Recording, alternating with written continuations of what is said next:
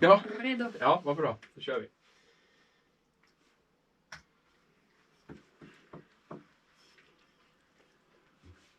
So today I'm preparing for a studio gig. It's a rock band, Nocean, who have asked if I can play cello on one of their songs, and of course I want to do that. They're a band playing like symphonic hard rock, really entertaining, cool, groovy music.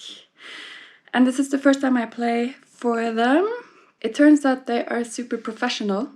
So what I have been given is an audio file with cello being louder. So they have programmed the cello part and they have made it stand out clearly from the mix so that I can hear exactly where I'm playing what. And also, and I'm so impressed by this, they have given me sheet music. It's 3 pages. When I hear myself on a recording, having played something, I'm very aware of how important it is with rhythm and intonation, and it seems so obvious, but to me, I can't at all relax when it comes to that. So now how I'm practicing this, I use a metronome all the time, and I really focus on rhythm, like more than usual, because with classical music, it's easy to be kind of relaxed and approximate when it comes to rhythm. There is leeway. If it's romantic music, you know, you can be a little behind. You can do what you want, but with rock, when you're playing with a pre-recorded track, a whole mix, like the whole band is already there and they are super tight, metronomically tight. I can't do my usual classical music romantic thing. It sounds good when I'm on my own in the practice room, but with a rock band, it sounds terrible. So I have to switch off my romantic inclination and just have to forget myself, become the metronome. And also intonation. When playing by myself, intonation is a lot easier than when it has to fit in with guitars and bass and vocals. So what that means is that now when I'm preparing this piece, I have to know it so well that tomorrow in the studio I can listen to the intonation of the rest of the band in the mix I will be hearing in my ear and do my best to make my intonation fit in with that. So that means I won't be sight reading tomorrow. I will know the part pretty much from memory so that I can only focus on rhythm and intonation. It's hard, but it's fun.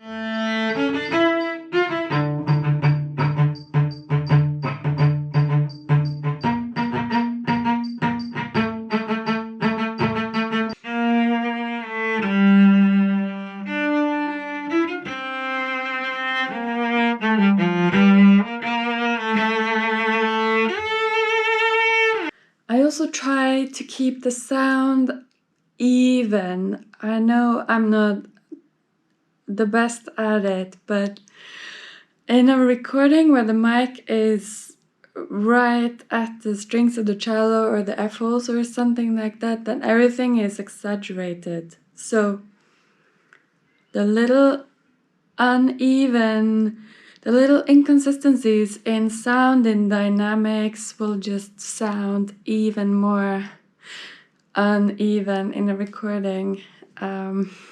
So that's a work in progress for me when it comes to studio recording preparation.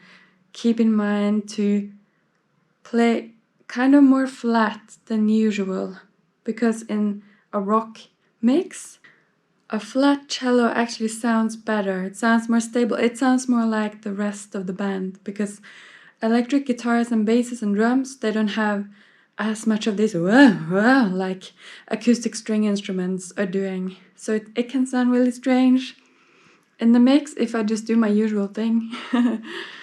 Yeah. I have my metronome always on. No emphasized beat. It just ticks. In this piece, there are several challenges actually. If you haven't come across them before, here there are double sharps, which means that what looks like a C or a C sharp even is actually played as a D. So these are Ds. And there is this modulation, a semitone up from one flat in the key signature to, I think it's supposed to be 6 sharps actually, because I think there is A sharp here. There is A sharp, so I think that's the only mistake they might have done. No, there are 6 sharps. There are 6 sharps. So they haven't actually made any mistakes at all. They made a perfect cello part. I am impressed. Nocean is a professional band. Det är okej att då hör in ibland att det kommer liksom bort i andra strängar. Ja, jo men det var liksom, det blir nästan ackordaktigt, liksom power chord. Okej, en gång till. If I can, I also try to mute open strings that rings while I play, because that really sounds in a studio recording. I can't always do that, but I try to be aware of it, and I can get better at it with time, I hope. But sometimes it's really obvious that I'm playing something and a string is just ringing, it's just resonating. So yeah, that's a tip. If you want to get into this, listen out for ringing open strings.